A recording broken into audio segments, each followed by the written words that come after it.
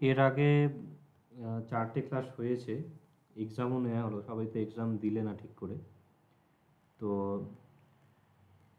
তার মধ্যে unit 1 complete হয়েছে। আমি মোটামুটি ক্লাসের যে শিডিউল আছে সেখান থেকে বলেছিলাম যে একটা ইউনিট থেকে 30 নম্বরের একটা প্রশ্ন আসবে, এবং এখানে early Buddhist history early history of Buddhism এই সেকশানটা কমপ্লিট হয়েছে। নেক্সট ইউনিট 2 শুরু হয়েছিল আগের সপ্তাহে। ইউনিট 2 হচ্ছে spread and decline of Buddhism এই টপিকের ওপর। তার মধ্যে আগের যে সেকশানটা ছিল সেখানে বুদ্ধিস্ট কাউন্সিল মানে বৌদ্ধ সংগীতি, তার প্রথম এবং দ্বিতীয় বৌদ্ধ সংগীতি হয়েছে। আজকের ক্লাসে তৃতীয় এবং চতুর্থ বৌদ্ধ সংগীতি হবে। তো সংগীতি সম্পর্কে মোটামুটি তোমরা জানো, বেসিক ইনফরমেশনগুলো জানা আছে। তৃতীয় বৌদ্ধ সংগীতি কোথায় হয়েছিল, কার সময় হয়েছিল ইত্যাদি। এখানে তার একটু ডিটেলস পড়তে হবে।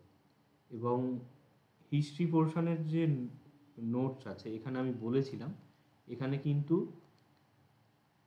তোমাদের এটা খেয়াল রাখতে হবে যে হিস্ট্রি বইতে যেমন পড়েছো এখানে কিন্তু হুবহু সেরকম থাকবে না। এখানে পালি সাহিত্যে এই টপিকগুলোর উপরে কি বলা হয়েছে সেটাকে ধরে সমস্ত কিছু হবে। তো কোনো জায়গায় যদি কন্ট্রাডিকশান থাকে যে হিস্ট্রি বইতে তো এরকম পড়েছি এখানে কেন এরকম আছে, সেটা জিজ্ঞাসা করতে পারো। কিন্তু এটা খেয়াল রাখতে হবে যে এখানে কিন্তু এটা পালি সাহিত্যের মতন করে আছে, হিস্ট্রির বইতে যেভাবে যা আছে সেভাবে নয়। আর তোমাদের মধ্যে অনেকে লেখা দেখিয়েছো বা এক্সাম দিয়েছো, সেখানে বিভিন্ন হিস্টোরিয়ানদের মন্তব্য অ্যাড করেছো। তো বিশেষত অশোকের ক্ষেত্রে আমি এটা লক্ষ্য করেছি, অশোক প্রসঙ্গে বিভিন্ন হিস্টোরিয়ানদের মন্তব্য দিয়েছো। কিন্তু খেয়াল রাখবে যে যেটা অ্যাডিশন করা হচ্ছে সেটা কি এই টপিক রিলেটেড। কোশ্চেনটা কিন্তু অশোকের জীবনী নিয়ে ছিল না, বা অশোকের কৃতিত্ব নিয়েও ছিল না, ছিল contribution of Ashok to spread of Buddhism, বা মানে বৌদ্ধ ধর্ম প্রসারের ক্ষেত্রে অশোকের কী অবদান। তাহলে বৌদ্ধ ধর্ম প্রসারের ক্ষেত্রে যদি কোনো অবদান বিষয়ে হিস্টোরিয়ান কিছু মন্তব্য করে থাকেন সেটা ওখানে অ্যাড করতে পারো। বাকি অশোক অনেক মহান রাজা ছিলেন এই তাই, এগুলো এখানে আলোচনার বিষয় নয়। আচ্ছা, তো এবারে এখানে বিষয় শুরু করি। কোশ্চেন যে আছে এখানে, কোশ্চেনটা কেউ পড়ে শোনাও দেখি এখানের মধ্যে। পিন্টু সিনহা, বলো দেখি হ্যাঁ স্যার। কোশ্চেন কি বোঝাচ্ছে। সবকটা পড়বে, পড়ে কি জানতে চাইছে এটা এক্সপ্লেন করবে। হ্যাঁ স্যার বলছি। Give an account of the Third Buddhist Council with a special reference to its authenticity. কি বলছে এটা? তৃতীয় তৃতীয় অথেন্টিসিটি বলতে স্যার আমি কি বলতে চাইছি? এটা অথেন্টিক, প্রামাণিকতা,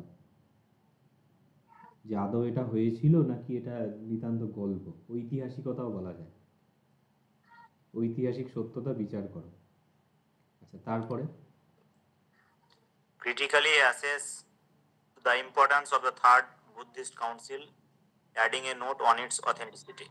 এগেন তাহলে ঐতিহাসিক সত্যতা বিচার করতে বলছে। তারপরে বিচার করতে বলছে।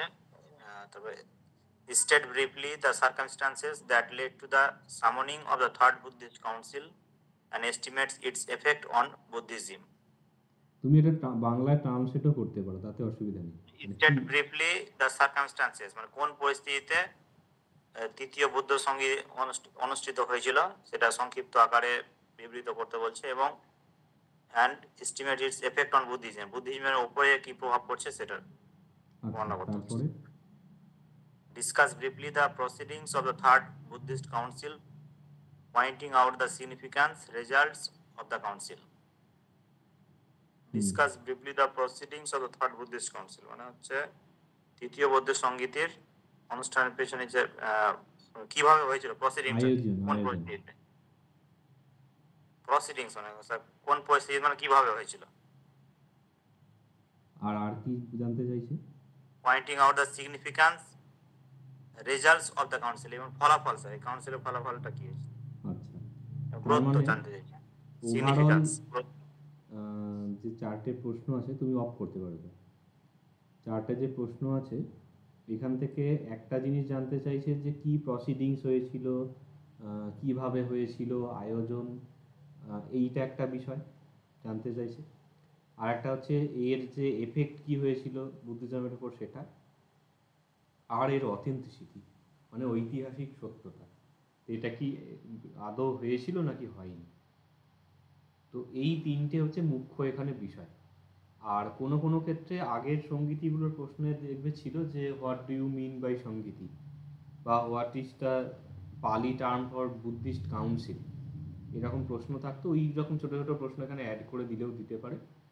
তো ওভারঅল তাহলে বিষয়বস্তু জানতে চাইছে যে সঙ্গীতিটা কিভাবে হয়েছিল বা কেন হয়েছিল, কোন পরিস্থিতিতে, আর হওয়ার ফলে কি হয়েছিল, আর এটা কি আদৌ হয়েছিল, এইটা হলো এখানে জিজ্ঞাস্য বিষয়। তো কোশ্চেনগুলো প্রত্যেকে ভালো করে পড়বে। আমি তোমাদের দেখে যেটা মনে হয় অনেকেই ঠিকঠাকভাবে পড়েনি। কার অডিও অন করা আছে এখানে? দীপ্তম পাল অফ করো।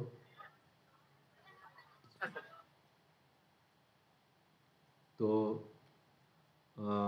কোশ্চেন ভালো করে পড়বে, তার কারণ হচ্ছে যে তোমরা একটা জিনিস তৈরি করলে আর এক্সামে হয়তো ল্যাঙ্গুয়েজটা একটু অন্যভাবে দিল, বা এই নোটটার মধ্যে কী কী বিষয় আলোচনা করা সেটা আগে বুঝতে হবে, শুধু গরুর মতো মুখস্থ করলে হবে না। তো বুঝে পড়বে। আমি নিজে কখনো কোনো নোট করিনি, মানে আমি নিজে বিষয়টা বুঝলাম, পরীক্ষার হলে বসে নিজের ভাষায় লিখতাম। তো ওটা যদি তোমরা করতে পারো তো ভালো, যদি সেটা না হয় তো একটা নোট দেয়া হয়েছে সেটাকে একটা আদর্শ বলে তৈরি করতে পারো। কিন্তু অবশ্যই বুঝে তৈরি করবে যে কি বলা হচ্ছে, কোন প্যারাটা কি তাৎপর্য বলতে চাইছে, কোশ্চেন কি জানতে চাইছে, এগুলো জেনে লিখলে অনেকটা সুবিধা হয়, তাতে মনে রাখতেও অনেক দিন সুবিধা হয়। আদারওয়াইজ পড়লে 2 মাস পরে সব কিছু ভুলে যাবে। এইগুলো এখান থেকে জানতে চাইছে। এবারে তাহলে প্রথম আমরা দেখব যে তৃতীয় যে বৌদ্ধ সঙ্গীতি তার পটভূমি কি আছে। প্রথম বৌদ্ধ সঙ্গীতি হয়েছিল, এটা তোমরা পড়েছো বা আগের দিন পড়ানো হয়েছে। প্রথম সঙ্গীতিতে কি হয়েছিল না, ওই দেখা যাচ্ছে যে একজন বলছে যে বুদ্ধ তো এরকম চলে গেছেন, এখন আমরা যা ইচ্ছে তাই করব। সুভদ্র বলে একজন পরিব্রাজক এরকম বলছে। পরিব্রাজক মানে তিনি সন্ন্যাসী বৌদ্ধ ভিক্ষু হয়েছিলেন। তো ওটা বোধহয় নোটে হয়তো অতটা লেখা নেই, আমি মেনশন করে মানে কাহিনীটা বলছিলাম যে এরকম ঘটনা হয়েছিল। তো তখন পর্যন্ত বুদ্ধের যে বাণী সেগুলো কখনো লেখা হয়নি। এখন মুশকিল হচ্ছে যে তার কথাগুলো কোথাও লিখিত রূপে নেই, তাহলে কেউ যদি হঠাৎ করে বলে যে না উনি তো এরকম বলেননি, তার তো কোনো প্রমাণ থাকবে না। এই জন্য বুদ্ধের বাণী সেগুলো সংরক্ষণের জন্য প্রথম সঙ্গীতই হলো, এবং সেখানে আনন্দ উপালি প্রমুখ তারা আবৃত্তি করলেন সেগুলো। মানে প্রথমে সমস্ত বুদ্ধের বাণীগুলো একত্র সংকলন করা হলো, তারপর ভিক্ষুরা সমবেতভাবে সেটাকে আবৃত্তি করলেন, কণ্ঠস্থ করলেন সঙ্গীতের মতন করে, এই জন্য সঙ্গীতই বলা হচ্ছে। এবারে তখনও কিন্তু লেখা হয়নি। প্রথম বৌদ্ধ সঙ্গীতে কি সংকলন করা হয়েছিল কেউ বলতে পারবে? আশা করি পড়েছো, এক্সামও তো দিলে। সুপ্তপিটক। না, একটা এক্সাক্ট টার্ম ছিল ওখানে, ধর্ম বিনয়। দেখবে নোটেও লেখা আছে যে ধর্ম বিনয় সংকলন করা হয়েছিল। আচ্ছা, বিনয় সংকলন করা হয়েছে, ধর্ম বিনয়। হ্যাঁ, এবং ওখানে যে ধর্ম বিনয় বলতে যেটা বলা হয়েছে সেটা এক্স্যাক্ট আজকের দিনের মতন নয়। মানে এখন যে আমরা ত্রিপিটক দেখি, ত্রিপিটক কি তোমাদের নেক্সট ইউনিটে আছে, তখন আরও ক্লিয়ার হবে জিনিসগুলো। তো বেসিক্যালি বর্তমান বিনয় পিটকের মানে 5/2 বললে যা বোঝায়। পার্সেন্টেজে কত হবে কি জানে, 5/2 মানে 40%। বিনয় পিটকের 40% সংকলন হয়েছিল প্রথম সঙ্গীতিতে, এবং সূত্রপিটকটা কাইন্ড অফ সমগ্র সূত্রপিটকই বলা চলে সংকলন হয়েছিল, কিন্তু অভিধর্ম পিটকের কোনো মেনশন নেই। বিনয় পিটক যে চূল্যবর্গের বিবরণ আছে, তো প্রথম ধর্ম বিনয় সংকলন হলো, তারপরে দ্বিতীয় সঙ্গীতি হলো। দ্বিতীয় সঙ্গীতে কি দেখা গেল, যে যে বজ্রীপুত্রক যে ভিক্ষু বলা হয়, বৃজিপুত্র, যে বৈশালীর ভিক্ষুরা, তারা এরকম বিভিন্ন রকম যে অনিয়ম তৈরি করেছে। অনিয়ম অর্থে যে, যেমন প্রথমটা কি ছিল, কপ্পতি সিঙ্গিলন কপ্প, পালি ছিল, বাংলাটা অনুবাদ ছিল দেখবে যে সিংহের মধ্যে লবণ রাখা যায়। এখন অ্যাকচুয়ালি বুদ্ধ বলেছেন রাখা যায় না। আমি আগের দিনে পড়াতে গিয়ে বোধহয় এক্সপ্লেন করেছিলাম যে বৌদ্ধ ভিক্ষু তাৎপর্য হচ্ছে যে তারা ভিক্ষার দ্বারা জীবন ধারণ করবে। তারা গৃহস্থদের মতন ঘরে চাল ডাল জড়ো করে রাখবেন না, মানে খাবারের ব্যাপারে তারা পরনির্ভর। এখন ব্রিজির যে ভিক্ষুরা ছিলেন তারা বলছেন যে ঠিক আছে, নুনটা তো রেখে দেয়া যায়, তো শিঙের পাত্রের মধ্যে নুন ভরে রেখে দিত। তাহলে এরা যে বলছে নুন রেখে দেয়া যায়, পালিতে যে কপ্পতি মানে হচ্ছে রাখা যায়, করা যায়, এরকম মিনিং বোঝাচ্ছে, পসিবিলিটি। তাহলে এটা তো নিয়ম লঙ্ঘন হচ্ছে, মানে বুদ্ধের যে উপদেশ সেটাকে লঙ্ঘন করা হচ্ছে। তাহলে তখনও পর্যন্ত বুদ্ধের উপদেশগুলো লেখা হয়নি, তাহলে সেটা যাতে বিকৃতি না হয়, এই জন্য দ্বিতীয় বৌদ্ধ সঙ্গীতি হলো। দ্বিতীয় বৌদ্ধ সঙ্গীতি হওয়ার পরে কি দেখা গেল, যে বৃজিপুত্রক যারা ভিক্ষু ছিল তারা অনাচার করছেন, এই জন্য তাদের সঙ্গ থেকে বহিষ্কার করা হলো। দিয়ে প্রাচীন যে মতে যারা বিশ্বাসী রইলেন, স্থবিরদের মতে, তারা স্থেরবাদী নামে পরিচিত হলেন। আর যারা বহিষ্কৃত হলো সঙ্গ থেকে, তারা নিজেদের আলাদা করে দল খুললো। তাদের মহাসংঘ, অনেক দল ভারী ছিল বলে তাদের নাম হলো মহাসাঙ্গিক। তাহলে দ্বিতীয় সঙ্গীতির এফেক্ট হচ্ছে যে স্থবিরবাদী এবং মহাসাঙ্গিক দুটি শাখায় বৌদ্ধরা বিভক্ত হলো। এবং দ্বিতীয় সঙ্গীতির নোটে বোধহয় আমি মেনশন করেছিলাম বা লেখা আছে হয়তো, যে এই যে দুটো শাখা এরা কালক্রমে আরও বিভাজিত হলো। স্থবিরবাদীরা 11খানা শাখা হলো, আর মহাসাঙ্গিকরা 7টা। তাহলে 11 আর 7-এ টোটাল 18টা শাখা তৈরি হলো আরও 100 বছরের মধ্যে, মানে অশোকের সময়েতে। অশোকের সময়তে গিয়ে বৌদ্ধদের 18খানা বিভাগ তৈরি হলো। এইটা হচ্ছে সিচুয়েশান। এবারে তারপর প্রাসঙ্গিক কি, মানে অশোকের কন্টেম্পোরারি ঘটনা কি না, সে সময় দেখা যাচ্ছে যে অশোক বৌদ্ধ ধর্ম গ্রহণ করলেন, যেটা তোমরা মানে ও বৌদ্ধ ধর্ম গ্রহণ করলেন এবং তারপরে প্রচুর উনি দান ধ্যান শুরু করলেন। তখন অন্যান্য সম্প্রদায়ের যারা আছে তারা বৌদ্ধ সঙ্গে নিজেরাই বৌদ্ধ ভিক্ষু সেজে ঢুকে পড়তে শুরু করলেন। এবারে তাহলে যারা বুদ্ধিস্ট বৌদ্ধ ভিক্ষু, তারা তখন করলেন যে না, আমরা কেন এদের সাথে থাকবো, বা এই যে বৌদ্ধ সংঘের যেই উপশত প্রবারণা টার্মগুলো পেয়েছো, এগুলো বিনয় পিটক যখন পড়বে তখন ওখানে আবার এই জিনিসগুলো রিপিটেশন হবে, মানে কোনটা কি ওখানে মোটামুটি বলা আছে। এখন এইগুলো যখন মানে প্রবারণা উপসর্গ, মানে সংঘের যে রিচুয়ালস বা প্রসিডিংস বলা চলে, সভা, তারা বলেন আমরা কেন এদের সাথে বসবো, আমরা এসব করবো না। দিয়ে বৌদ্ধ সংঘের যাবতীয় যে কর্ম সেগুলো 7 বছর ধরে বন্ধ ছিল। এখন অশোক তখন অমাত্যকে আদেশ দিলেন যে আপনি যান, গিয়ে ভিক্ষুদের রাজি করান, নাহলে সংঘ তো অচল হয়ে যায়, বৌদ্ধ সংঘ। তখন অমাত্য বললেন যে এটা রাজার আদেশ, আপনারা মানতে হবে। বৌদ্ধ ভিক্ষুরা বললেন না, মানব না। তখন অমাত্য কি করলেন, উনি ভিক্ষুদের হত্যা করতে শুরু করলেন। ওইখানে হত্যা করতে করতে একজন ভিক্ষু ছিলেন, তার নাম হচ্ছে তিস্য। উনি হচ্ছেন অশোকের ভাই, রাজপরিবারের কাউকে হত্যা করা যায় না। উনি তখন থেমে গিয়ে তখন ফিরে এসেছেন যে ইনফর্ম করার জন্য যে এরকম তো আপনার ভাইও আছেন, অমান্য করছেন। এইবারে রাজা আদেশ দিয়েছেন যে এটা সেটেলমেন্ট করার জন্য, উনি এটা বলেননি যে না মানলে গিয়ে তার গর্দান নেবে। তখন অশোক এরকম মানে হতবাক হয়ে গেছেন যে আপনাকে তো ভিক্ষুদের যে এরকম করার আদেশ দেওয়া হয়নি, আপনাকে বলা হচ্ছে তাদের সাথে আলাপ আলোচনা করার জন্য। তখন উনি একেবারে মানসিকভাবে ভেঙে পড়েন যে আমার জন্য যে এরকম সন্ন্যাসীদের হত্যা করা হলো। তো উনি ভীষণ মানসিকভাবে অনুতপ্ত। তখন সে সময় একজন খুব পণ্ডিত ভিক্ষু ছিলেন মৌদগলিপুত্র তিস্য। উনি তখন তার কাছে অ্যাপ্রোচ করলেন এবং তিনি তখন বললেন যে দেখুন, এখানে আপনার তো কোনো দোষ নেই, আপনি তো হত্যার জন্য কোনো আদেশ দেননি, আপনি আদেশ দিয়েছিলেন যে ওখানে ভিক্ষুদের সেটেলমেন্ট করতে, কিন্তু অমাত্য না বুঝে এরকম কাজ করেছে, তো এখানে তো আপনার কোনো দোষ নেই। তখন উনি আহ, করছেন যে বুদ্ধের একটি কথা আছে যে চেতনাহং কম্মং বদামি ভিক্ষবে, এইরকম, যে আমি চেতনাকেই কর্ম বলি, বুদ্ধের মানে পালিতে উক্তি। তো মানুষ যেরকম চিন্তা করে সেই অনুযায়ী তার ফল হয়। মানে এখানে ব্যাপারটা হচ্ছে যে একজন মানে সার্জেন্ট ডাক্তার, সে অপারেশন করতে গিয়ে তো কেউ যদি বলে ও বা তো হাত পা কেটে নিচ্ছে বা মানুষের যে নাড়ি ভুঁড়ি কেটে করে ফেলছে, তো এটা ভীষণ ক্রূর কর্ম। কিন্তু অ্যাকচুয়ালি কি এটা ক্রূর কর্ম? এটা তো তাকে তার ভালোর জন্য করা হচ্ছে।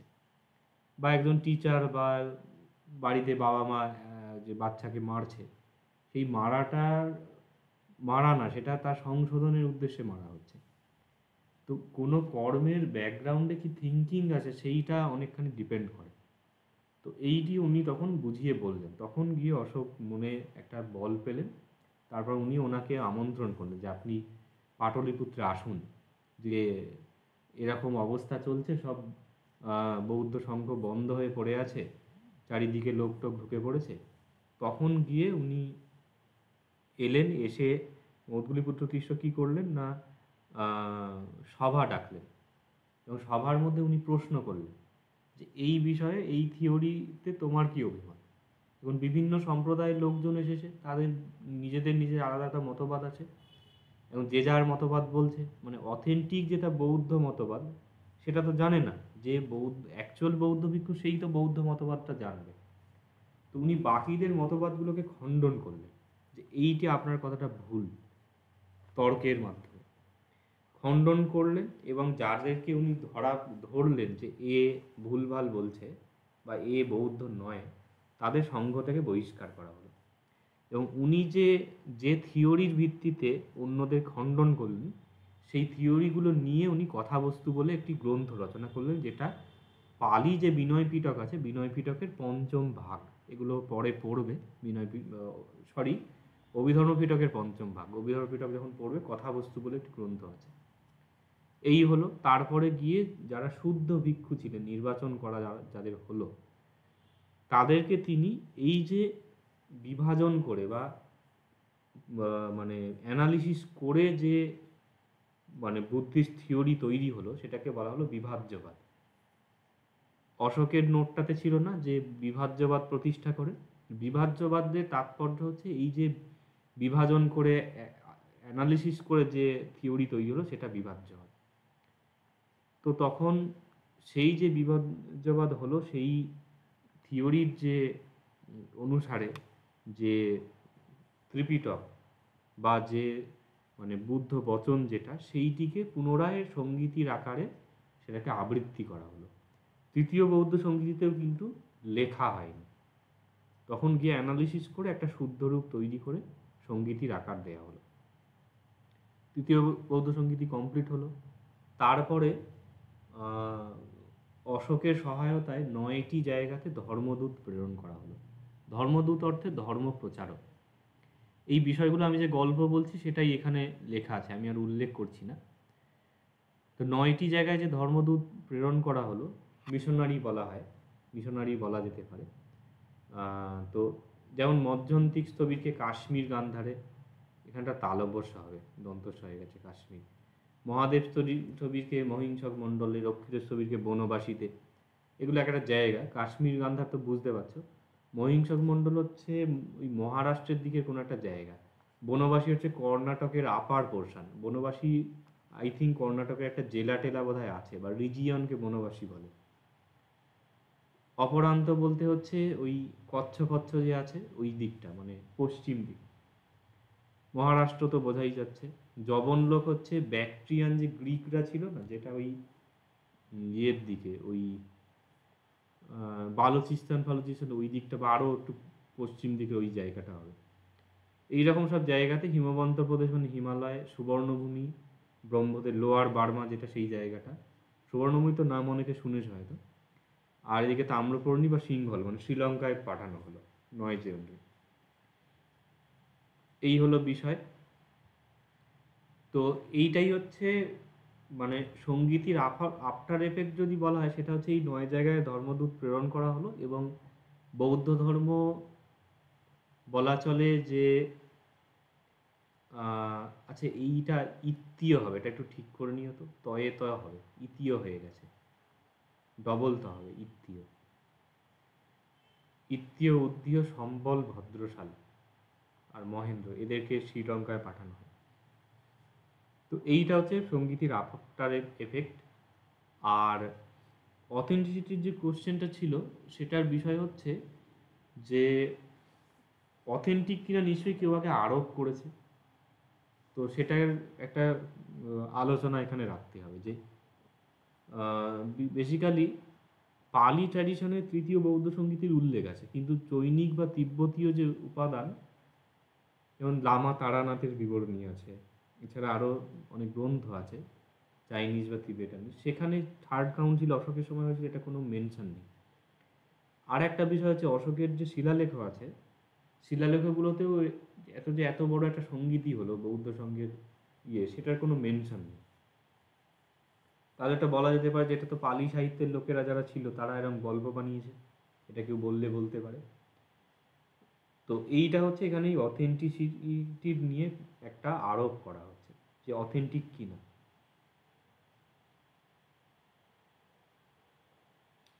তো এটার জন্য কিছুটা কাউন্টার লজিক দেয়া হয়েছে, যেমন অশোকের যে সারনাথ কিংবা কৌশাম্বীর যে শিলালেখ আছে, যেটা এই সংঘবেদ অনুশাসন অশোকের নোটে ছিল, তো সেইখানে তিনি উল্লেখ করেছেন যে সংঘভেদ রোধের জন্য তিনি কঠোর ব্যবস্থা গ্রহণ করেছেন, এবং যারা নিয়ম মানবে না তাদেরকে শ্বেত বস্ত্র পরিধান করে সংঘ থেকে বহিষ্কার করা হবে, এরকম বোধহয় মেনশনও ছিল নোটে। তার মানে এইটা তো স্পষ্ট যে সংঘভেদ মানে সংঘের মধ্যে এই যে একটা গোলযোগ তৈরি হয়েছিল, এবং এই যে বহিষ্কার করা হবে বলছেন, এবং পালি ট্র্যাডিশনে আমরা পাচ্ছি যে বহিষ্কার করা হয়েছিল। বহিষ্কার করার জন্য কে বিচারক ছিল সেটা হয়তো শিলালেখে উল্লেখ নেই, সেটা মহৎগুলির পুত্র তিস্যই নিশ্চয়ই ছিলেন, যিনি বিচার করলেন যে কে ঠিক কে ভুল। তাহলে এইটা কথাটা সত্য, এটা একটা অথেন্টিসিটি প্রমাণ পাওয়া যাচ্ছে। আর একটা বিষয় হচ্ছে যে এই যে মৌদগলিপুত্র তিস্য এবং আরও কিছু স্থবির আছেন, মধ্যম স্থবির বা মধ্যন্তিক স্থবির যে বলা হচ্ছে, কাশ্মীর গান্ধারে যাকে পাঠানো হয়েছিল, তো এই যে যাদের নাম উল্লেখ করা হচ্ছে, এই রকম স্থবিরদের যে দেহাস্থি সংরক্ষিত আছে, এখানে একটি শব্দ লেখা আছে দেখো, ধাতু ভাণ্ড। ধাতু মানে মেটাল না, ধাতু শব্দটি পালিতে মানে দেহাস্থি অর্থে ব্যবহার হয়। অস্থি বিসর্জন হয় না, দাহ করার পরে যে থাকে, যেটা হয় গঙ্গা টঙ্গায় বিসর্জন হয়, তো বৌদ্ধদের ক্ষেত্রে ওইগুলো সংগ্রহ করে ওর ওপরে স্তূপ বানানো হয়, এবং ওই যে দেহাস্থি সেটার অথেন্টিক পালি নাম হচ্ছে ধাতু। ধাতু শব্দটা দিয়ে ওটা একটা বোঝানো হয়। ধাতু ভাণ্ড হচ্ছে এই দেহাস্থি রাখার ভাণ্ড। তোমরা হয়তো দেখেছো অনেকে হিস্ট্রির বই টইতে বা গুগল টুগলে সার্চ করে দেখতে পারো, অনেক সময় এরকম গোল টাইপের হয় আর ওপরটা এরকম ঢাকনা মতন থাকে, তো ওর ভিতরে ওই এগুলো থাকে।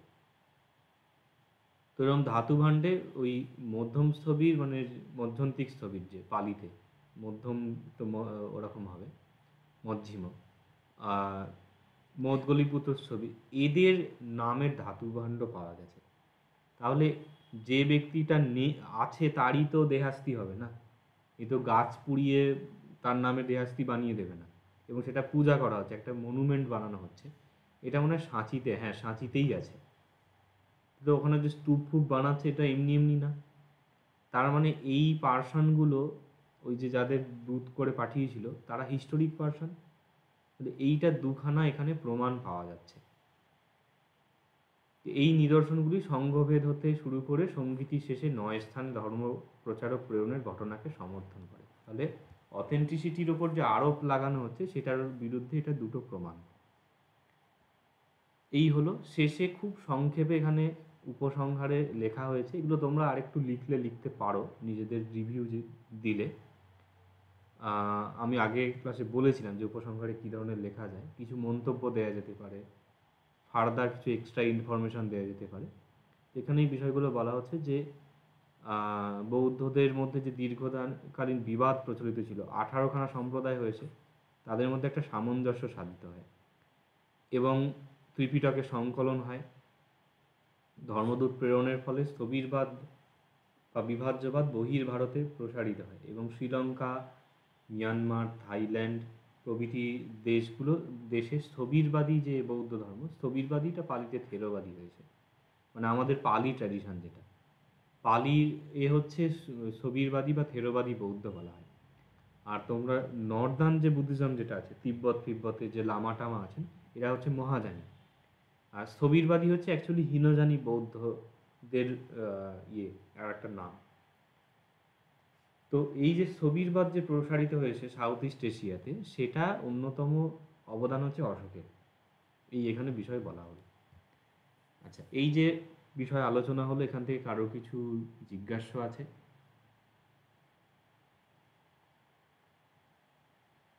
হ্যাঁ স্যার।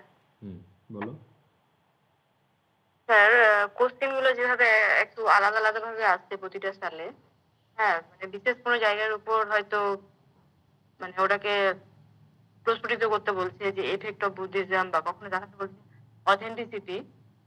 তো সেক্ষেত্রে কি আমরা মানে এইভাবে একটানা লিখে দেবো, না অথেন্টিসিটি বলে একটা পয়েন্ট করে দেবো? আমি এটা ক্লিয়ার করি। বিষয়টা হচ্ছে যে যদি বলে যে তৃতীয় বৌদ্ধ সংগীতির বৌদ্ধ সঙ্গে কি ছিল, মানে গুরুত্ব কি, ইম্পর্টেন্স কি, তাহলে এই নোটটা এরকম হবে না যে শুধু গুরুত্ব কি পয়েন্ট করে পরপর লিখে দেয়। এখানে এই জিনিসটাকে আগে স্টেটমেন্টটা দিতে হবে, মানে এখানে যে বিবরণটা আছে এটা ইটসেলফ ওটাকে রিপ্রেজেন্ট করছে। মানে পুরো যে বিষয়টা বিবৃতি দেয়া হলো তার মধ্যেই ইম্পর্টেন্ট জিনিসগুলো আসছে। ওখানে হার্ডলি যেটা করা যেতে পারে, কোথাও একটা মানে পয়েন্টিং আউটটা করা যেতে পারে।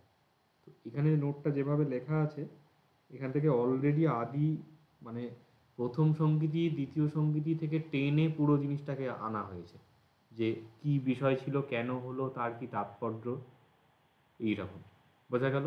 তো কোশ্চেনের যেটা লেখা আছে এটা মধ্যে এই টপিকগুলো ইনক্লুডেড হয়ে আছে। এবার যদি কারোর মনে হয় যে হ্যাঁ আলাদা করে সেপারেট পয়েন্ট করে করবে, তাহলে পয়েন্ট আউট করতে পারো, কিন্তু লেখাটাকে কাটাছাটা করার প্রয়োজন হবে না। আর কারোর কিছু প্রশ্ন আছে?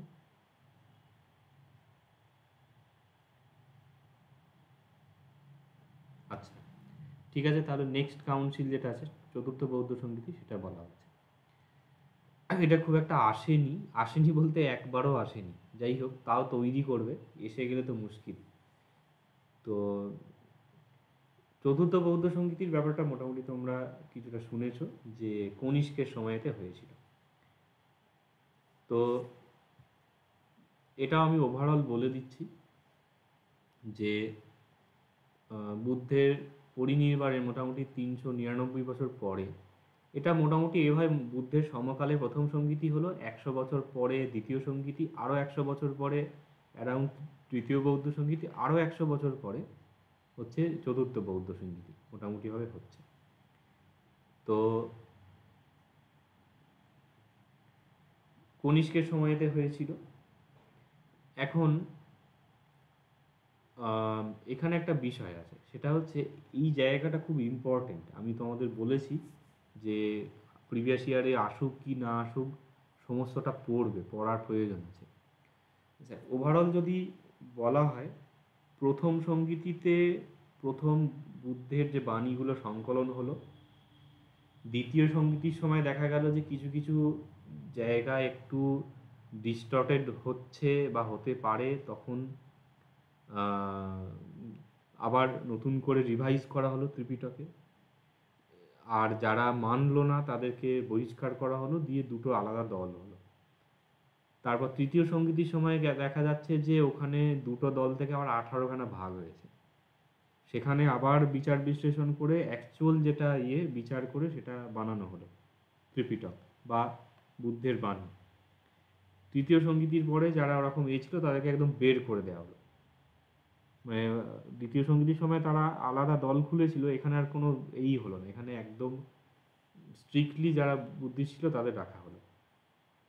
অন্যান্য সম্প্রদায় যারা ছিল এই জন্য কালো আরও 100 বছর পরে, 100 না আরও বেশি হবে, কনিষ্কের অশোক থেকে কনিষ্কের ডিফারেন্স প্রায় 300 বছরের মতন হয়ে যাচ্ছে।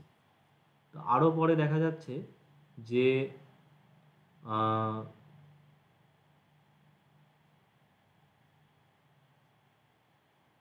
এটা মনে হয় 400 হবে, এটা 300 হওয়ার তো কথা না, নাহলে তো মানে খ্রিস্টাব্দে তো আসবেই না, খ্রিস্টপূর্ব সময়ে চলে যাবে এটা।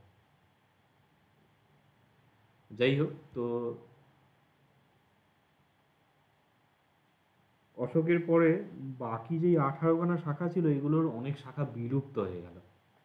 কিছু কিছু তোমাদের এগুলো পড়তে হবে, একটা ক্লাসে থাকবেও এই শাখা বিভাজনগুলো।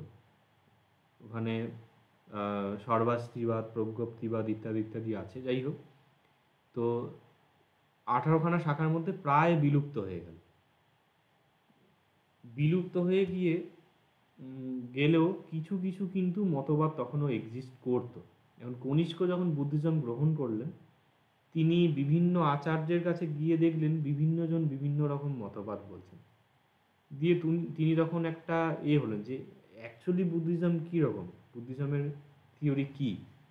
তখন গিয়ে তিনি অ্যাপ্রোচ করলেন এই যে বসুমিত্র এবং পার্শ্ব, দুইজন সে সময়ের অভিজ্ঞ ভিক্ষুকে, যে বৌদ্ধ যে ধর্মশাস্ত্র সেটা যথার্থ বৌদ্ধ ধর্মশাস্ত্র কী সেটা আপনারা সংকলন করুন।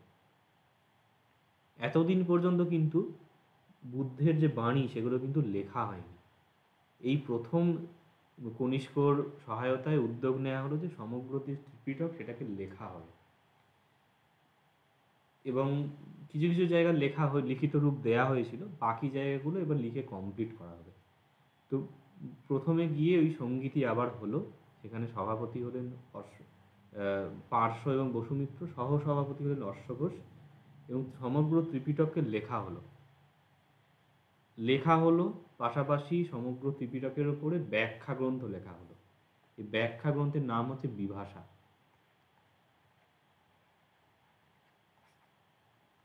1,00,000 শ্লোকের মধ্যে বিভাষা শাস্ত্র লেখা হলো, এক্সপ্লানেশন। এইবারে হলো। তারপরে আরেকটি বিষয় হচ্ছে যে আরও চতুর্থ সঙ্গীতির পরে পরে মোটামুটিভাবে যে কিছু বৌদ্ধ তারা বললেন যে সূত্র যে আছে, সূত্র মানে সূত্রপিটক, বুদ্ধের উপদেশ বোঝায়, সূত্রকে সূত্রান্তও বলা হয় অনেক সময়। সূত্রান্ত মানে মেন যে ত্রিপিটককে যারা প্রমাণ বলে মনে করতেন তারা সৌত্রান্তিক নামে পরিচালিত হলেন। সৌত্রান্তিক, এগুলো পরে পড়ানো হবে, অসুবিধা নেই, আমি আফটার এফেক্ট বলার জন্য বলছি। সৌত্রান্তিক, যারা সূত্রান্ত মানে ওই যে ত্রিপিটক সংকলন হলো সেটাকে প্রমাণ বলে মানতেন, তারা সৌত্রান্তিক নামে পরিচিত হলেন। আর যে এক্সপ্লেনেশন লেখা হলো, ব্যাখ্যা, বিভাষা বলা হতো, বিভাষাকে যারা প্রমাণ বলে মানতেন তারা বৈভাষিক নামে পরিচিত হলেন। বৈভাষিক মূর্ধন্য সহাস্যিক। সৌত্রান্তিক এবং বৈভাষিক এরা হচ্ছে ওই যে প্রাচীন স্থবিরবাদ বা শাখা ছিল, স্থবিরবাদের ভাবধারায় বিশ্বাসী। তাদের মধ্যে একদল যারা সূত্রান্ত মূল ত্রিপিটককে মেনে চলেন, আর একদল হচ্ছে যারা ওই কনিষ্কের সময় বিভাষা মানে ব্যাখ্যা লেখা হলো, ব্যাখ্যাগুলো মানতেন, তারা বৈভাষিক নামে পরিচিত হলেন। এদিকে কনিষ্কের সময়ে তোমরা কিছুটা শুনেছো যে মহাযান বৌদ্ধ ধর্ম প্রাধান্য পেল।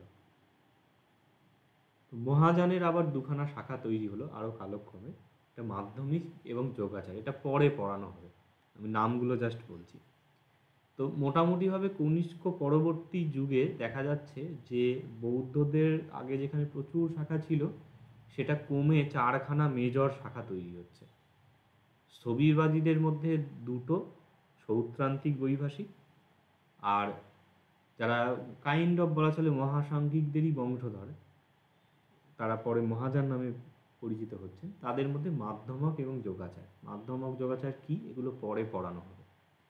এগুলো কোশ্চেনও আসে মাঝে মধ্যে, তোমরা হয়তো দেখেছো মাধ্যমক লাস্ট 2-3 ইয়ারের মধ্যেই এসেছে।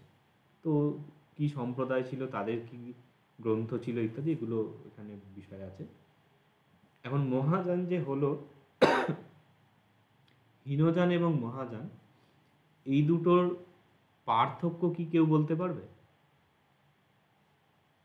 হীনযান কেন বলে, মহাযান কেন বলে? তোমাদের কিন্তু এগুলো হিস্ট্রি পোর্শনেও আছে। স্যার বলো। স্যার হীনযান যে তারা গৌতম বুদ্ধকে অ্যাজ এ টিচার হিসেবে মানতো, কিন্তু মহাযান যারা তারা গৌতম বুদ্ধকে অ্যাজ এ গড হিসেবে মানতো। হীনযানরা স্যার পালি ল্যাঙ্গুয়েজ ফলো করতো, মহাযানরা স্যার সংস্কৃত ল্যাঙ্গুয়েজ ফলো করতো। হীনযানরা স্যার ওই মূর্তি পুজোয় বিশ্বাস করতো না, মহাযানরা মূর্তি পুজোয় বিশ্বাস করতো। আর এইরকম। আচ্ছা, এটা তুমি বললে দুটো লক্ষণ বললে, মানে ক্যারেক্টারিস্টিক। আমি জানতে চাইছিলাম কেন হীনযান বলে, কেন হীন বলছে আর ওরা কেন মহা বলছে, এটা স্যার কারো জানা আছে? হীনযানটা হচ্ছে বুদ্ধ ধর্মের যে আর্লি ভার্সন সেটা, আর মহাযানটা হচ্ছে পরে যে সম্প্রসারণ হয়েছে। সম্প্রসারণ বলতে ওরা মানে মডিফাই হয়ে গেছিল, যেমন মূর্তি পুজোকে বিশ্বাস করতে শুরু করেছিল, তারপর পরবর্তীকালে ওদের মানে ওদের ধ্যান ধারাগুলো একটু চেঞ্জ হয়ে গেছিল, তাই জন্য ওরা পরবর্তীকালে মহাযান হয়ে গেছিল। হীনযানটা ছিল প্রাচীন। আচ্ছা, হীন কেন বলছে, কেন মহা বলছে, এটার উত্তর তো পেলাম না। আচ্ছা, এটা অ্যাকচুয়ালি বিষয়টা হচ্ছে এই জন্য, মানে মানে মেন যেটা বিষয়, তার আকর গ্রন্থগুলো পড়ার প্রয়োজন আছে। পালি বলো, সংস্কৃত যে ক্লাসিক্যাল লিটারেচার, সেগুলো মানে চর্চা যত কম হবে তত এই যে ডিস্টরশনগুলো তত বেশি তৈরি হবে। হীনযান মহাযান কেন বলে, এটাই কিন্তু হিস্ট্রির বইগুলোতে থাকে না, যে কেন টার্মটা এলো কোথা থেকে। অনেক বিবরণ, অনেক লক্ষণ বলা আছে, সেসব ঠিক আছে। অ্যাকচুয়ালি মহাযানের কনসেপশন আর হীনযানের কনসেপশন বা স্থবিরবাদীদের কনসেপশনে কিছুটা পার্থক্য আছে। মহাযানের কনসেপশন হচ্ছে যে যিনি বৌদ্ধ ধর্ম সাধনা করছেন বা যিনি বোধি লাভের জন্য প্রচেষ্টা করছেন, তাকে বলা হয় বোধিসত্ত্ব। বোধিসত্ত্ব শব্দটা অনেকে শুনেছ, মানে বোধি বা বুদ্ধত্ব, সেটা লাভের জন্য যে সত্ত্ব মানে ব্যক্তি, জীব, পার্সন, বিং, এরকম অনুবাদ হয়। যে জীব বা যে ব্যক্তি বোধি লাভের চেষ্টা করছেন তিনি বোধিসত্ত্ব। তো তার কর্তব্য হচ্ছে তিনি পারমিতা সাধন করে, পারমিতা শব্দটা পরে পাবে, আমি ডিটেলসে যাচ্ছি না। বেসিক্যালি এর মধ্যে বোঝাচ্ছে যে তিনি মানে করুণার সাধনা করবেন, তার মধ্যে মহাকরুণা একখানা জাগ্রত করতে হবে, তবে গিয়ে তিনি বুদ্ধত্ব লাভ করতে পারবেন। এবং সেই মহাকরুণার এটা কি না, তিনি নিজের জন্য কিছু করবেন না, তিনি কেবল মানে জগতের সকল জীবের জন্যই নিজের জীবনকে উৎসর্গ করবেন। এবং সেখানে বলা হচ্ছে যে যতদিন না জগতের সমস্ত ব্যক্তি যে নির্বাণ লাভ করছে, তাদের উদ্ধার হচ্ছে, ততদিন আমি নিজের মুক্তির জন্য চেষ্টা করব না। এইটা হলো মহাযানের কনসেপশন। এখন এই কনসেপশন অনুযায়ী বলা হচ্ছে যে মহাযান, যান শব্দটা আছে না, অন্তঃস্থয়ে জয় আকার নয়, যান রেল যান, শকট যান, মানে গাড়ি বোঝাচ্ছে। যে গাড়ি হচ্ছে মহা, বিশাল বড় গাড়ি, তাতে গোটা জগতের লোকজন ধরবে। মানে ওই কনসেপশন অনুযায়ী যারা প্র্যাকটিসিং মহাযানে দিয়ে, তারা চেষ্টা করবে সকলের যাতে মুক্তি হয়। এইটা হলো কনসেপশন। এই জন্য এরা হচ্ছে নিজেদের নাম দিচ্ছে মহাযান, যে আমাদের যে পথ, আমাদের যে পদ্ধতি, সেটা হচ্ছে বিশাল একটা যান, যেখানে সবাই উঠতে পারবে, সবাই ভবসাগরের পাড়ে যাবে, উদ্ধার পাবে। কিন্তু স্থবিরবাদীদের হচ্ছে ইন্ডিভিজুয়ালের, তুমি করো, তুমি তোমার নিজের মুক্তির প্রয়াস করো, তুমি ধ্যান সাধনা করো, এই করো তাই করো ইত্যাদি। এই জন্য মানে এখানে যে যারা যেহেতু মহাযান প্রাধান্য পেল না, ওই থিওরিতে যারা বিশ্বাসী ছিল তারা কনিষ্কের সময় থেকে প্রাধান্য পাওয়া শুরু করলো। তারা তখন বলল যে আমাদের কনসেপশন হচ্ছে আমরা সবাইকে নিয়ে চলবো, এরা শুধু নিজেদের নিয়ে ভাবে, এই জন্য আমাদের হচ্ছে মহাযান, ওরা হচ্ছে হীনযান।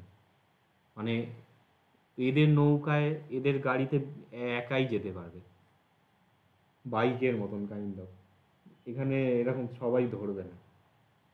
এটা আমার তো পরিচিত অনেকে আছে, কি একজন মজা করে একটা ফেসবুকে ছবি দিয়েছে, একটা বিশাল সেই ইয়ে আহ, বাস আছে, তার ছাদেও লোকজন উঠেছে, এখানে চারদিকে ঝুলছে, দরজা থেকে ঝুলছে লোকজন, দিয়ে ক্যাপশন লিখেছে এইটা হচ্ছে মহাযান, যে সবাই উঠেছে একসাথে।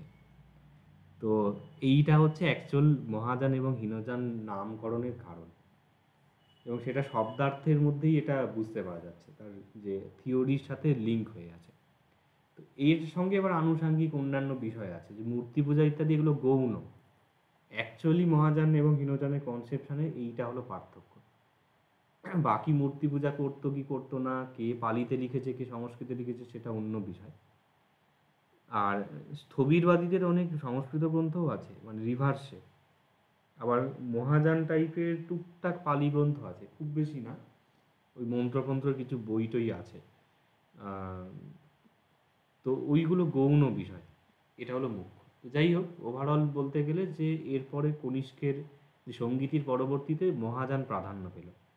এখন মহাযান যে প্রাধান্য পাচ্ছে, এবার এখানে দেবায়ন বোধহয় বললে যে মহাযানে মূর্তি পূজার ব্যাপার ছিল, বা বুদ্ধকে ভগবান বলে মনে করা হতো। এখন যখন মূর্তি পূজা আছে বা এই কনসেপশনগুলো আছে, তাহলে মূর্তি পূজা থাকলে মূর্তি বানাতে হবে, এবং মূর্তি বানানোর সঙ্গে দেখা গেলো শিল্প তৈরি হবে। তো তখন কনিষ্কের পরবর্তীকালে বা এই যে সঙ্গীতই হলো, তার আফটার এফেক্ট হিসেবে বলা চলে যে এই গান্ধার শিল্প, মথুরা শিল্প, যে সেটার বিকাশ হলো। এগুলো একটু এই সঙ্গীতির রিলেটিভ বিষয়। আর আর একটা হচ্ছে যে কনিষ্ক যে এই বৌদ্ধ ভিক্ষুদের একত্র করে একটা করলেন, সঙ্গীতি করলেন, বৌদ্ধ ধর্মের সংস্কার হলো, এই যে সৌত্রান্তিক মানে বিভাষা শাস্ত্র ইত্যাদি লেখা হলো, এখান থেকে মানে একটা ধারা তৈরি হলো, যেখান থেকে বহু বৌদ্ধ সাধক বা বৌদ্ধ পণ্ডিত তারা গ্রন্থ রচনা শুরু করলেন। যেমন অশ্বঘোষের নাম শুনেছি, অশ্বঘোষ অনেক বুদ্ধচরিত, সৌন্দরানন্দ, সারিপুত্র প্রকরণ, বজ্রসূচি ইত্যাদিতে সব গ্রন্থ লিখেছেন। বসুমিত্র, পার্শ্ব, এরা ছিলেন। তো আস্তে আস্তে বুদ্ধিজমের উপরে এটাও একটা ওই কন্ট্রিবিউশনের বিষয়, বা চতুর্থ বৌদ্ধ সঙ্গীতির উপরে, মানে বৌদ্ধ ধর্মের উপর ফল হিসেবে এগুলোকে বলা যায়। এই বিষয়গুলোই মোটামুটি এখানে উল্লেখ আছে। বাকি বিষয়গুলো জানো, যে কাশ্মীরের কুন্দলবন বিহারে কি পাঞ্জাবের মতান্তরে জলন্ধরে হয়েছিল, এইসব জিনিসগুলো, কে সভাপতি ছিল, সভাপতি ছিল, এগুলো এখান থেকে পড়লেই বুঝতে পেরে যাবে। ওভারঅল যে জিনিসগুলো এখানে বলা হলো, এইগুলোই এখানে আলোচনার বিষয়। এখান থেকে দুটো সঙ্গীতই কমপ্লিট হলো। তৃতীয় সঙ্গীতই বোধহয় সাজেশানে দেয়া হয়েছে, সাজেশানটা আমি মেসেজের আকারে গ্রুপে দিয়েছি, এটা দেখবে। আর পড়বে, কিন্তু সমস্ত কিছুই পড়বে। আর নোট যদি বলো যে তৈরি করবে বা মুখস্থ করবে, যে যেমনভাবে করো, সেগুলো অবশ্যই সাজেশানের যেগুলো আছে, এই যে 3 মাস ক্লাস হচ্ছে আপ টু ফেব্রুয়ারির মধ্যে চেষ্টা করো এই যে 50 পাতার নোট আছে এটাকে পুরোটা পড়ে ফেলার। পুরোটা তৈরি করতে না পারো, অন্ততভাবে সাজেশানে যেগুলো আছে সেগুলো একদম তৈরি করে লিখে দেখিয়ে দেবে। আর ওই যদি ফাঁকিবাজি যদি করো, তাহলে সিলেবাস শেষ করতে পারবে না। এরপরে এবার পালি পোর্শনের নোট শুরু হবে। প্রিলিমিনারিতে কোনো এখন গল্প নেই। তো আমি তাহলে ফেব্রুয়ারি মানে মার্চে যদি নোটিফিকেশান না দেয় এর মধ্যে, আমি পালি পোর্শনে পড়ানো শুরু করে দেবো। গ্রামারটা তো হয়ে যাবে মোটামুটিভাবে, পালি বুঝতে আর অসুবিধা হবে না। এই জিনিসটা কিন্তু এই সময়ের মধ্যেই করতে হবে, তোমাদের হাতে সময় নেই। এটা আমি প্রতিদিনই বলি যে নোটগুলো তৈরি করো, করে না যদি করো তাহলে কিন্তু মুশকিল হবে। যেগুলো করবে এবং চেষ্টা করো পরের দিনে লেখা দেখানো শুরু করা, প্রতি সপ্তাহে তৈরি করবে, লিখে পাঠাবে। আচ্ছা, ফোর্থ কাউন্সিল যে হলো, এইটা রিলেটেড আর কিছু কারো জিজ্ঞাসা আছে, বা এই ক্লাস রিলেটেড কোনো কিছু কোশ্চেন? স্যার লাস্ট লাইনে যে বলেছেন যে উপসংহারে পালি গ্রন্থে অনুল্লেখের বিষয়, মানে সেখান থেকে এইখানে অ্যাকচুয়ালি এটা আমার কিছু কিছু জায়গায় মনে হয়েছে এগুলো এখন না না দিলেও হয়, মানে লেখো অর্থে এটা অ্যাডিশনের জন্য কিছুটা বলা হয়েছে। অশোকের অবদান, ও আচ্ছা, স্যার এটা আরেকটা কথা। এই টপিকটা আমি এক্সপ্লেন করছি। পালি গ্রন্থে এই চতুর্থ বৌদ্ধ সঙ্গীতির কথা নেই, যেটা কনিষ্কের সময়তে হয়েছে। এটা একটা পয়েন্ট হিসেবে অ্যাড করা যায়। অশোকের অবস্থান, আচ্ছা, ও আচ্ছা আচ্ছা আচ্ছা, এইটা হচ্ছে প্রথম সঙ্গী। আমি যে তোমাদের এটা পড়ানোর শুরুতে একটা পুরো গল্প বললাম না, যে প্রথম বৌদ্ধ সঙ্গীতি, সেখান থেকে দ্বিতীয় বৌদ্ধ সঙ্গীতি, সেখান থেকে তৃতীয় বৌদ্ধ সঙ্গীতি, সেখান থেকে চতুর্থ বৌদ্ধ সঙ্গীতি, এই যে ধারাবাহিক যে জিনিসটা, এই জিনিসটাই এখান থেকে এই বলা হচ্ছে যে আপ টু এই কনসেপশনটা, ওটাকে খুব সংক্ষেপে একটা প্যারার মধ্যে নামাতে হবে, ওটা দিলে ভালো হয়। কেননা তোমাদের দেখবে প্রথম সঙ্গীতির ক্ষেত্রে ভূমিকা বলা হয়েছে, দ্বিতীয় বৌদ্ধ সঙ্গীতিতেও রেফারেন্স আছে, তৃতীয় বৌদ্ধ সঙ্গীতেও পুরো রেফারেন্স আছে।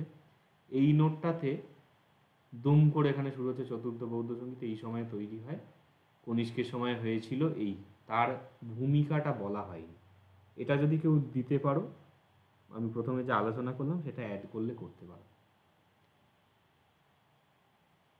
আমি তোমাদের এটা বলবো যে তোমরা লেখাটা শেখো, এটা কাজে দেবে। এবং লেখার স্টাইল, ল্যাঙ্গুয়েজ শুধু নয়, একটা রিপ্রেজেন্ট কিভাবে করতে হয়, এগুলো শিখে রাখা ভালো।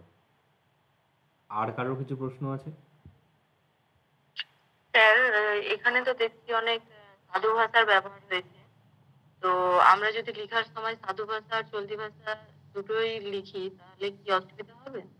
দেখো, ভাষার ক্ষেত্রে আমি বোধহয় কোনোদিন একদিন ক্লাসে বলেছিলাম যে একটা স্ট্যান্ডার্ড মেনটেন করতে হয়। একটা মজার বিষয় আছে, গুরুচণ্ডালী দোষ বলা হয়, অনেক হয়তো শুনেছো।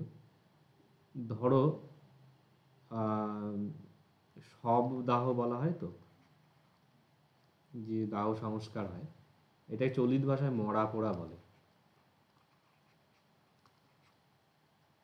এই শব্দটা ঠিক আছে, এই শব্দটা ঠিক আছে। কেউ যদি লেখে সব পোড়া আর মরা দাহ, শুনলে একটা মানে মাথায় একটা কেমন খটকা লাগছে, মানে কানে খটকা লাগবে শুনলেই। এই রকম যেন না হয়, এবং এইটা একটা সিঙ্গেল ওয়ার্ডে হয়েছে, এটা একটা বাক্যের মধ্যেও যেন এরকম না হয় যে কিছু শব্দ চলিতে এসে গেছে, কিছু শব্দ হয়ে গেছে, মানে সাধু ভাষা টাইপের, এরকম নয়, একটা স্ট্যান্ডার্ড ফলো করতে হবে। এই জিনিসটা মুখে বলে হবে না, এটা তোমরা প্রত্যেকে লেখো। আমি বারবার বলছি যে লেখাগুলো পাঠাতে, সেখানে গিয়ে কার কোথায় কি ভুল হচ্ছে ইন্ডিভিজুয়াল চেক হবে। এবং তোমরা যদি পুরো এখানে সমস্ত নোটগুলোই প্র্যাকটিস করে দেখাতে পারো, বাড়িতে তৈরি করে পুরোটা চেক করে নেওয়া হবে। এর বাইরে তো আসার সম্ভাবনা খুব কম। এখানে যে নোটগুলো আছে, এখানে 100 নাম্বার পুরোটাই চলে আসবে। তোমরা প্রিভিয়াস ইয়ার কোশ্চেন মিলিয়ে দেখবে, প্রিভিয়াস 10 ইয়ার্সের মানে 100-100 লেখা এর বাইরে নেই, এটা আমি লিখে দিতে পারি, মিলিয়ে দেখে নিতে পারি। প্রিভিয়াস ইয়ার কোশ্চেন ভিত্তি করেই এই নোটগুলো বানানো হয়েছে। পুরোটা যদি তৈরি করে লিখে ফেলতে পারো তাহলে আর এখানে সমস্যার কিছু নেই। ল্যাঙ্গুয়েজ কোথায় কার কি ভুল হচ্ছে, বানান ভুল ইত্যাদি, সেগুলো সব চেক হয়ে যাবে। আচ্ছা, আর কারো কিছু বক্তব্য আছে?